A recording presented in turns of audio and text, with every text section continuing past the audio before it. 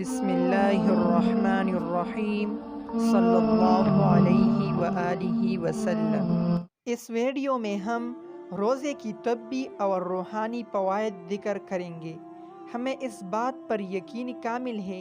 کہ روزہ کی فرضیت میں بہت سی حکمتیں و مصلحتیں پوشیدہ ہے، اگرچہ انسانی دماغ ان تمام اسرار و حکم تک نہ پہنچ سکے۔ تو چلتے ہیں ویڈیو کی طرف۔ نمبر 1، روزہ سے جہاں روح کو طاقت ملتی ہے وہی اس سے بدن کی بے اصلاح ہوتی ہے، اس لیے کہ اکثر امراض معدہ کی خرابی کی بنا پر پیدا ہوتے ہیں۔ چنانچہ کہا جاتا ہے المعدۃ ام الامراض، معدہ بیماریوں کی جڑ ہے۔ نبی علیہ الصلاۃ والسلام نے بھی ایک حدیث میں فرمایا ہے کہ ما ملأ ابن آدم وعاء شرا من بطنہ، انسان کے لیے سب سے خراب بات اپنے پیٹ کو پر کرنا ہے، لہٰذا جب پیٹ کا بھرنا امراض اور بیماریوں کا پیش خیمہ ہے تو اس کا علاج یہ ہے کہ پیٹ کو خالی رکھا جائے، اور روزہ کے اندر یہی بات ہے کہ پیٹ کو خالی رکھا جاتا ہے، جس سے بدن کی اصلاح ہو جاتی ہے اور آدمی بہت سے امراض سے محفوظ ہو جاتا ہے۔ نمبر 2، روزہ کا ایک اہم فائدہ یہ بھی ہے کہ اس کے ذریعہ سے آدمی کے اندر صبر و استقامت کی قوت پیدا ہوتی ہے، جو انسان کے لیے بڑی خوبی کی چیز ہے۔ روزہ دار کے سامنے عمدہ اور مرغوب غذائیں، ٹھنڈا اور شیریں پانی رکھا رہتا ہے، مگر ان کی طرف نگاہ اٹھا کر بھی نہیں دیکھتا، حالانکہ بظاہر اس کو ان چیزوں کے استعمال کرنے سے کوئی چیز مانع نہیں ہے، لیکن اس کا ضمیر اس کے لیے تیار نہیں ہوتا کہ وہ اپنے روزہ کو برباد کر کے خدا کے غضب کا مستحق بنے۔ ایک مہینہ کی یہ مشق و تمرین لامحالہ انسان کے اندر استقلال و استقامت کی طاقت پیدا کرے گی۔ چنانچہ ماہرین نفسیات نے اپنے علم و تجربہ کی بنیاد پر یہ بات کہی ہے کہ روزہ سے زیادہ ارادوں میں پختگی اور عزائم میں پائیداری پیدا کرنے والی کوئی دوسری چیز نہیں ہے۔ اس لیے نبی علیہ الصلاۃ والسلام نے بطور خاص جوانوں کو مخاطب کر کے فرمایا ہے یا معشر الشباب من استطاع منکم الباءۃ فلیتزوج فإنه اغض للبصر واحسن للفرج ومن لم يستطع فعليه بالصوم فإنه له وجاء، بخاری شریف۔ یعنی اے نوجوانوں، تم میں سے جس کے اندر استطاعت ہو وہ ضرور نکاح کرے، اس لیے کہ نکاح نگاہوں کو فست رکھنے والا اور فرج کی حفاظت کرنے والا ہے، اور جو نکاح کی طاقت نہیں رکھتا وہ اپنے اوپر روزہ کو لازم کر لے، اس لیے کہ روزہ اس کے لیے بندش کا کام دے گا۔ ایک اور موقع پر فرمایا لِكُلِّ شَيْءٍ زَكَاةٌ وَزَكَاةُ الْجَسَدِ الصَّوْمُ وَالصَّوْمُ نِصْفُ الصَّبْرِ، ہر چیز کی زکوٰۃ ہے اور جسم کی زکوٰۃ روزہ ہے اور روزہ نصف صبر ہے۔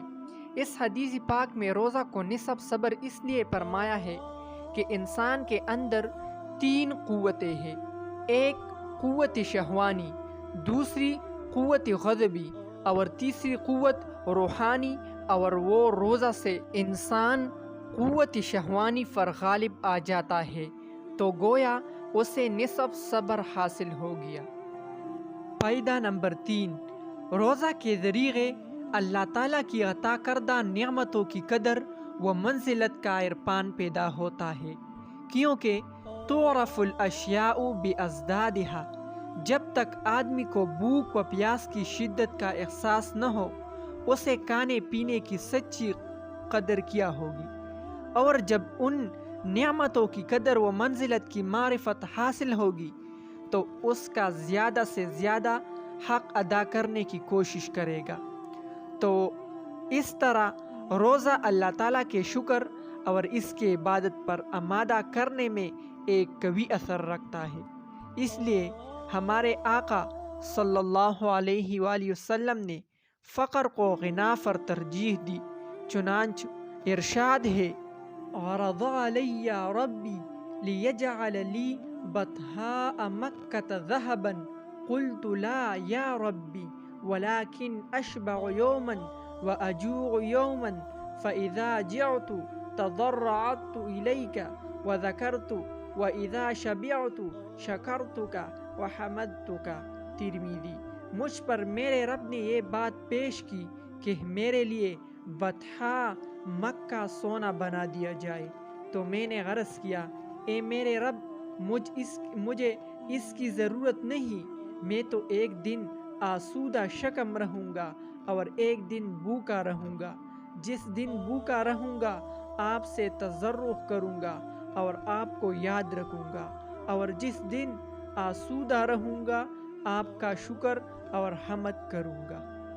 پیدا نمبر 4۔ پھر روزہ کی وجہ سے جب آدمی بھوک و پیاس کی شدت کو محسوس کرتا ہے تو اس کے اندر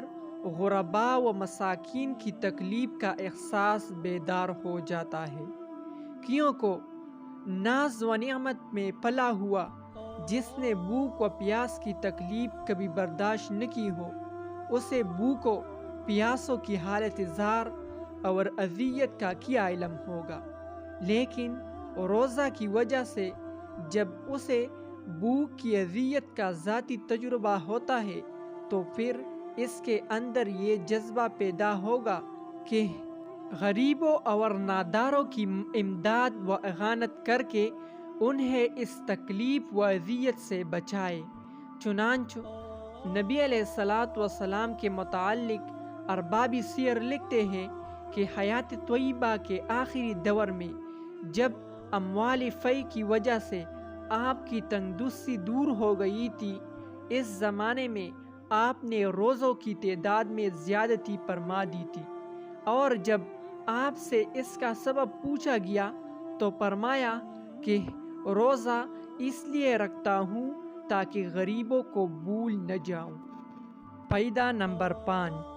اور ان سب مصالح کے علاوہ سب سے اہم بات جو روزہ سے حاصل ہوتی ہے